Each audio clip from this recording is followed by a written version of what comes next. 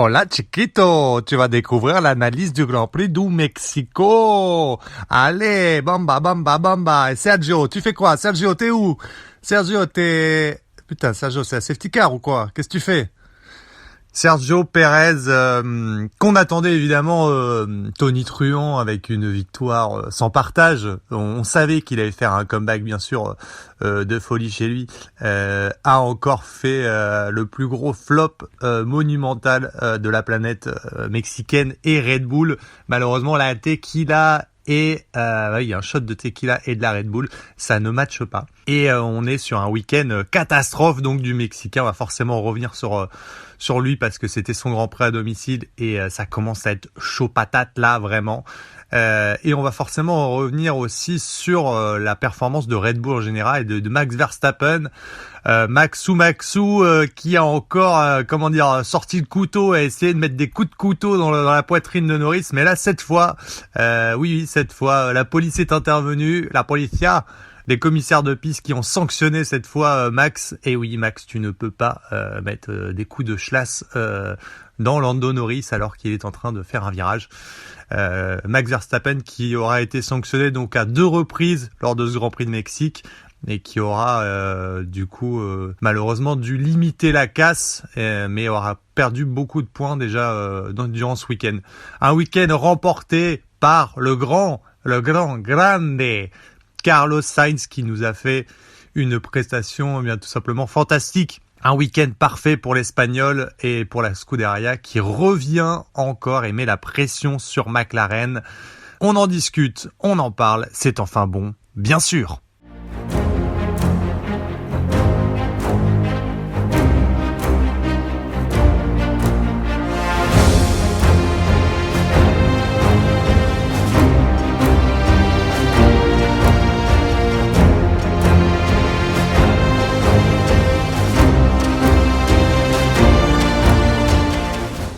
Sous le soleil de Mexico, mais où es-tu, Sergio?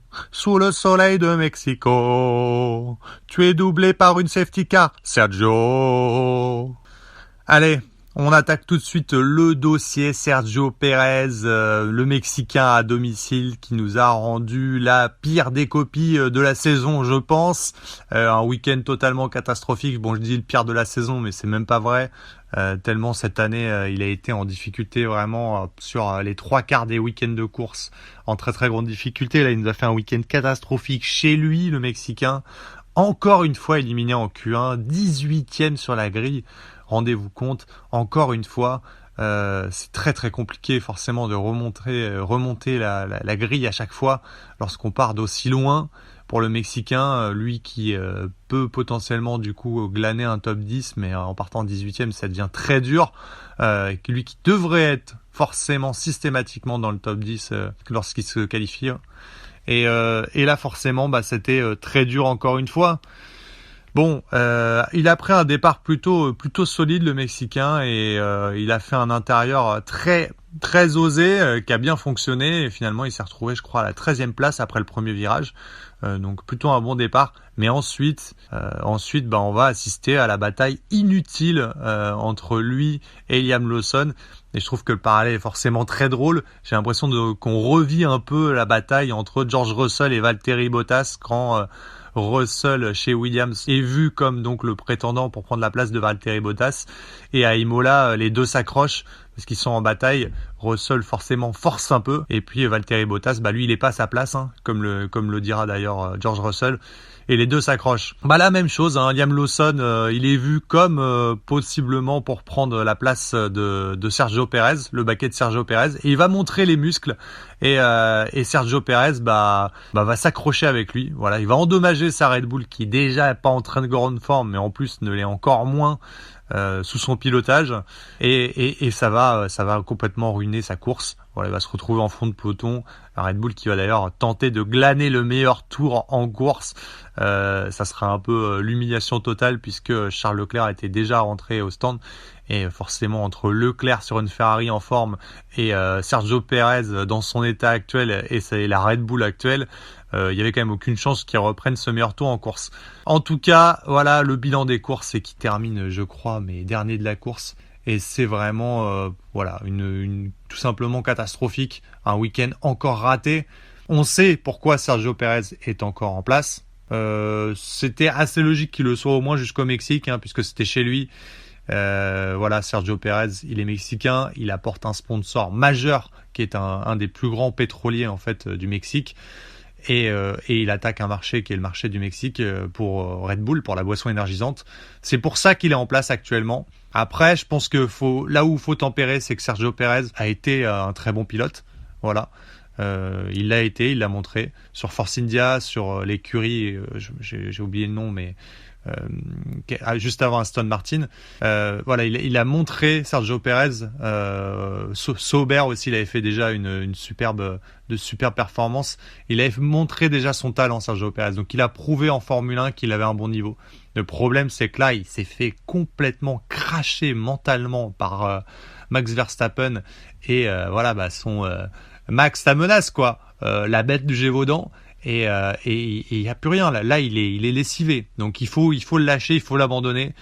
Je sais pas pourquoi on s'obstine chez Red Bull. Peut-être qu'il y a des clauses dans le contrat qui l'obligent à le garder jusqu'à la fin de saison, parce que malheureusement le championnat constructeur est perdu. S'il est perdu, c'est quand même partiellement de sa faute, parce que les écarts sont pas énormes avec McLaren. Quand on voit qu'il y a à peine 50 points, franchement les 50 points il aurait pu les mettre, Sergio Pérez, s'il avait été au niveau.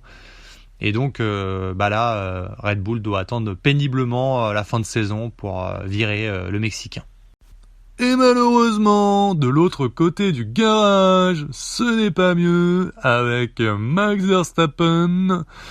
Max la menace, donc Max le couteau, Max le seigneur, Max le killer, Max mode 2021, quand il faisait des sales coups avec à Lewis, et il est revenu dans ce mode-là avec évidemment les yeux dans le rétro sur Lando Norris. Problématique, évidemment, il n'a clairement plus la meilleure voiture du plateau depuis un bon moment maintenant, on le sait, mais Red Bull est peut-être 3e ou 4e en très très mauvaise forme sur le circuit du Mexique. Red Bull était peut-être était en bataille avec Mercedes, mais en tout cas pas avec les McLaren ni les Ferrari. Max qui va quand même faire une superbe qualif, faut le dire. Il va se qualifier 2e sur la grille. Très bon départ. Il arrive à s'imposer devant Sainz. Et il va se faire surprendre par un Sainz XXL. On en reparlera bien sûr dans la dernière partie. Sainz XXL qui va lui faire un intérieur et va prendre la place. Et là, derrière, la bataille pour lui, c'est garder cette 2e place devant Lando Norris qui est juste derrière sur sa McLaren, qui a été très rapide tout le week-end. Et s'il passe, sa peur, c'est évidemment que Lando Norris remporte le Grand Prix et reglane trop de points sur lui.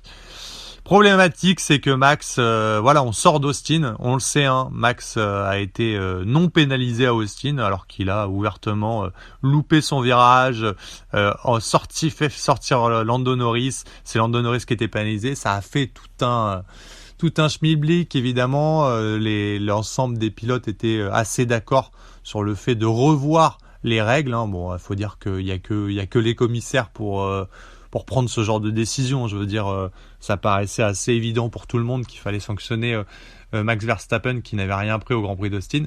Et Max Verstappen va donc à 2 reprises fermer la porte à Lando Norris. Il va donc lui refaire le coup donc d'Austin. Il va l'emmener sur l'extérieur lui-même en sortant légèrement de la piste. Et donc il va le faire sortir complètement de la piste. Et puis sur une 2e tentative, alors qu'il est repassé derrière Lando Norris, il va tenter de lui faire un intérieur sur les virages rapides, là où il n'y a aucune chance qu'il passe à ce moment-là. C'est vraiment, il fait un dive bomb complètement inutile, qui ne peut pas passer. Il tire tout droit, ce qui emmène Norris hors piste, et il va être sanctionné encore pour ça. Il va écoper dans cette 2 manœuvres de 2 fois 10 secondes de pénalité. Et en plus, sur la 2e manœuvre, Charles Leclerc va donc passer, un peu comme au Grand Prix d'avant. Charles Leclerc, lui, est content, il voit les deux se battre, hop, il se faufile, et puis il gagne des places tranquillement. Max Verstappen a été donc logiquement sanctionné, c'était du grand n'importe quoi, donc de toute façon, il fallait qu'il soit sanctionné. Après, il faut être quand même réaliste. Ce qui est malheureusement dommage, c'est que les 2 pénalités qui ont été infligées, c'est 2 fois 10 secondes, ce qui est pas réellement proportionnel aux manœuvres qui ont été faites. les manœuvres, elles auraient mérité 2 fois 5 secondes, et les commissaires sont en train de faire du rattrapage du Grand Prix d'avant. Mais ça c'est problématique, je pense, dans tout sport, on le sait. Si au foot, on a oublié de siffler un penalty au match aller, on siffle 2 penalties au match retour parce qu'il y en a un et on est plus généreux. Le problème, c'est que ça permet pas d'équilibrer parce que c'est pas les mêmes matchs. Là, c'est la même chose. Le problème, c'est qu'il aurait dû prendre ses pénalités au Grand Prix d'Austin, et à ce Grand Prix-là, il aurait dû prendre 10 secondes. C'est dommage de devoir compenser comme ça dans le jugement, et ça s'est senti en fait, parce que c'était disproportionné sur la quantité de la pénalité. Après, évidemment, les deux sanctions sont logiques, et il était temps qu'on dise à Max d'arrêter de faire n'importe quoi sur ces 2 tentatives qui étaient complètement inutiles. Très drôle, puisqu'évidemment Lando Norris s'est un peu délecté de ça. Il avait le sourire à la fin, puisqu'il va terminer à la 2e place après avoir être revenu sur Charles Leclerc. Et il avait le petit sourire d'abord parce qu'il a repris beaucoup de points, mais surtout parce que la sanction est tombée. Il s'attendait à ce que Max Verstappen reparte évidemment sur ce genre de tentative, mais cette fois ça a été sanctionné et c'est normal. Ces 20 secondes de pénalité vont amener Max Verstappen dans une autre physionomie forcément. Après son premier arrêt, il va repartir loin, il va devoir remonter, mais il sera derrière les Mercedes, et on va surtout se rendre compte, et ça c'est le plus inquiétant je dirais de ce week-end, c'est que on va se rendre compte que Max Verstappen n'avait pas le rythme pour faire mieux de toute façon. C'est-à-dire que Max Verstappen n'aurait de toute façon pas pu batailler contre Sainz, Norris ou Leclerc, qui étaient tous les 3 plus rapides que lui.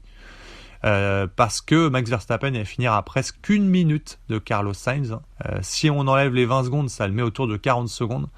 Avec ces 40 secondes, il est derrière Leclerc, il est à peine devant Lewis Hamilton. Il n'avait pas la place de batailler avec ces 3-là. Je pense que, malheureusement, avec ces 2 manœuvres, il a hypothéqué ses chances de finir devant les 2 Mercedes. Et il manque à Verstappen. Je pense que Verstappen, dans sa tête, s'est dit « Écoutez, moi je m'en fous. C'est moi qui fais les règles, c'est moi qui les ai changées. » Parce que c'est lui, Max Verstappen, qui, lorsqu'il est arrivé enfin, a durci le ton sur les défenses. On se rappelle des freinages très tardifs en défense. C'est lui qui a inauguré ça en F1, et c'est lui qui a fait changer d'avis les commissaires sur ce sujet-là. Les commissaires sanctionnaient quand même sévèrement cette partie-là et ont été plus flexibles avec Verstappen parce qu'il a montré un niveau de défense plus agressif, et sur cette prise de décision il y avait le côté quand même c'est assez impressionnant. Il y a un niveau d'entertainment qui est intéressant, évidemment pour le spectateur à regarder, et en même temps on se dit quelle est la limite pour évidemment que ça soit toujours légal. Donc je pense qu'il était resté sur cette dynamique, et je pense très franchement que Max Verstappen s'est dit je vais refaire la même et ça passera. Et il a été sanctionné, et on trouve quand même que je trouve quand même que c'est une bonne décision. Résultat des courses, donc il finit 6e à 8 points, et ce qui est plus inquiétant, je le dis, c'est le rythme. Il y a eu une publication hyper intéressante de Motorsport sur le rythme de Red Bull en général, qui depuis Miami n'est donc plus dans le coup, en tout cas n'est plus la voiture la plus rapide, et au Mexique là c'était l'un de ses pires week-ends de la saison en termes de rythme. Après ce qu'il faut savoir, c'est qu'évidemment c'est un circuit qui ne correspond pas du tout à la Red Bull. Je pense que la Red Bull sera beaucoup plus à l'aise sur des circuits avec des virages extrêmement rapides comme le Qatar, comme Las Vegas, mais la Red Bull elle va encore souffrir au Brésil, je pense, circuit qui arrive où les Ferrari et les McLaren seront encore à leur avantage. Et deuxième problématique de Red Bull et de Max Verstappen, c'est évidemment que sur ces circuits à virage rapide, comme le Qatar, comme Las Vegas, la McLaren, elle est extrêmement rapide. C'est un de ses points forts. Donc le problème, c'est que quand la Red Bull sera un peu plus en forme, la McLaren le sera encore plus. Donc ce week-end, en tout cas, Lando Norris, comme je l'ai dit, qui aura dépassé Charles Leclerc, a marqué 18 points. Max Verstappen 8. Donc Norris qui reprend 10 points et revient à 47 points de Max Verstappen, qui désormais doit revenir en mode gestion. Triple champion du monde, gestion, aller marquer les points quand il le faut, ne pas prendre de risques. Et si ce week-end, donc, Max Verstappen n'a pas brillé, c'est que on n'avait de Dieu que pour un seul homme, l'hombre, Carlito, celui qui te met des pépites dans les yeux. Tu as envie d'apprendre l'espagnol rien que de le voir, ce sourire merveilleux. Ah là là, et on s'est tous dit la même chose quand Carlos Sainz a réalisé ce week-end parfait, essai libre, qualif, course avec une vraie et nette domination sur Charles Leclerc. Ce mec va chez Williams. Ce mec va chez Williams. Et il vient de remporter son 2e Grand Prix de la saison sur Ferrari. Il va chez Williams. Eh oui, ben c'est comme ça. En même temps, ils feront venir la légende Lewis Hamilton Ferrari, donc c'est légitime. Mais c'est vrai qu'on se dit, putain, ils auraient pu le conserver quand même. Hein. Ils auraient pu le conserver. Carlos Sainz Jr. donc qui a sorti le week-end parfait pour Ferrari. Ferrari qui de plus en plus met la pression sur McLaren, qui revient à une trentaine de points maintenant. Ils sont à 29 points, je crois, de McLaren au championnat constructeur, pardon.